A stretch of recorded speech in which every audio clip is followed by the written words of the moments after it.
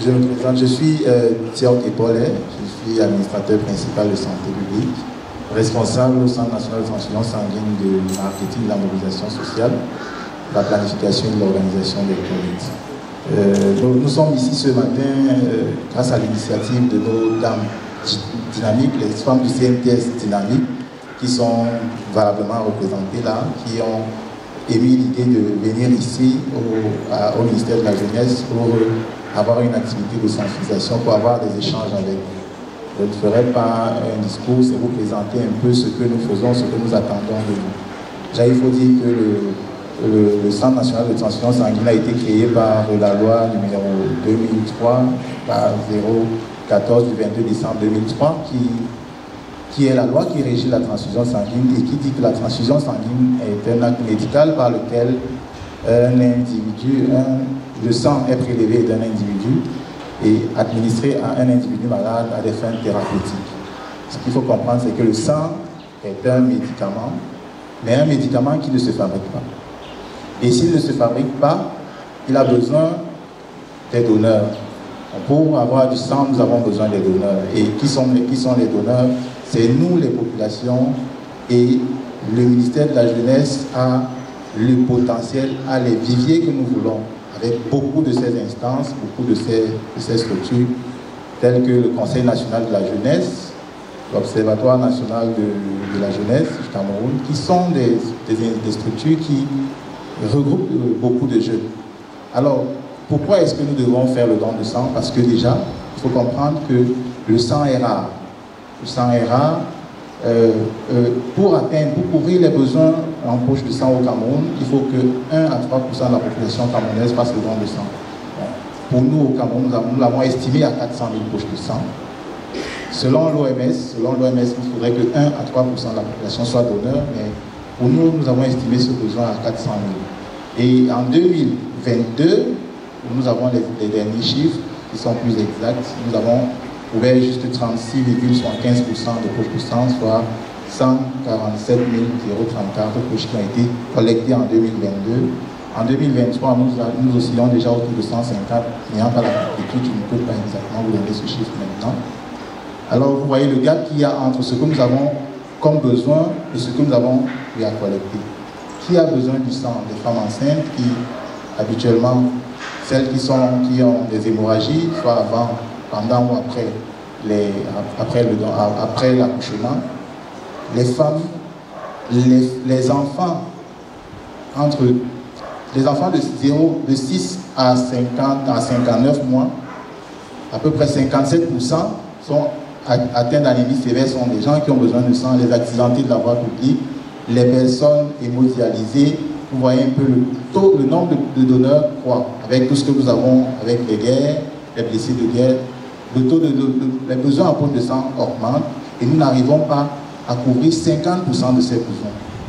Et ceux qui ont besoin, ceux qui peuvent faire le don sont des personnes âgées entre 18 et 65 ans.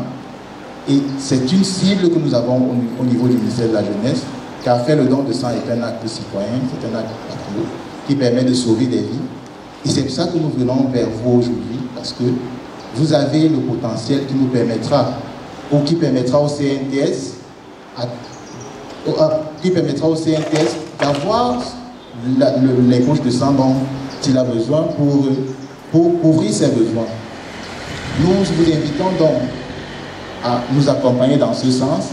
Si nous vous invitons à accompagner dans ce sens, nous souhaitons même organiser des collectes au sein de ces instances-là, parce que vous êtes la cible, vous êtes ceux qui peuvent accompagner le CNTS pour l'atteinte de ses objectifs. Nous avons beaucoup de challenges, nous avons besoin d'un accompagnement dans la mobilisation sociale, nous avons besoin d'un accompagnement dans les collectes de sang, l'organisation permanente des collectes, et nous savons que grâce à vous, en posant cet acte citoyen, en amenant ces jeunes à poser cet acte citoyen, nous pensons que nous pourrons atteindre les objectifs que nous nous sommes fixés. Nous aimerions certainement, peut-être au terme après ces échanges, peut-être qu'il y ait un accord de collaboration entre le ministère de la Jeunesse et de l'Éducation civique et le Centre national de transfusion sanguine pour pouvoir mettre sur pied les termes de cet accord.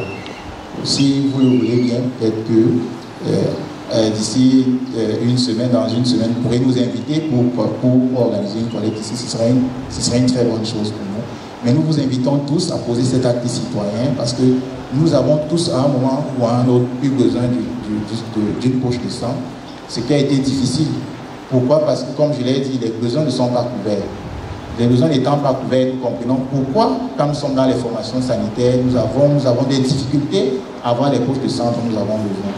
Vous avez, moi j'ai encore le cas d'une amie qui m'a appelé dernièrement qui avait besoin du sang O+, qui est le groupe sanguin que nous retrouvons le plus dans les formations sanitaires, mais elle n'en trouvait pas. Pourquoi? Parce que les quantités sont insuffisantes. Quand nous avons organisé des collectes récemment au ministère avec des structures, quand je les ai appelés, ils disent, on a collecté il y a quelques jours une soixantaine de poches, une trentaine de poches de sang avec vous. Est-ce que vous en avez? Ils nous disent, c'est fini. Vraiment, nous devons nous mobiliser. Si nous tous, chacun nous donnons du don de sang, une culture, nous y allons régulièrement pour faire le don de sang. Nous sommes sûrs que nous n'aurons pas de rupture. Nous sommes sûrs que nous n'aurons plus besoin de donner 2 poches de sang pour une poche comme il nous est souvent demandé. Mais pourquoi est-ce que nous donnons 2 poches de sang pour une poche de sang? C'est parce que, en fait, ce mécanisme est mis en place pour pouvoir avoir le stock. Parce qu'habituellement, nous ne prenons pas les initiatives d'aller faire le don de sang.